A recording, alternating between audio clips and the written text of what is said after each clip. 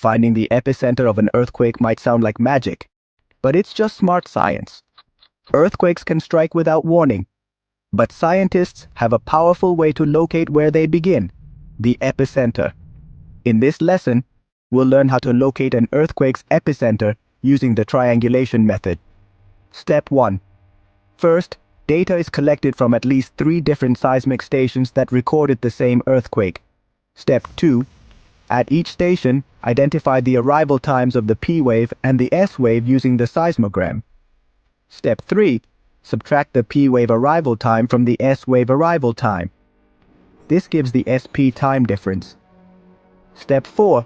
Using the SP time difference, estimate how far the epicenter is from each station by referencing a travel time graph or formula. Step 5. Draw a circle around each seismic station using the calculated distance as the radius. This shows where the epicenter could be. Step 6. The point where all 3 circles intersect. That's the earthquake's epicenter.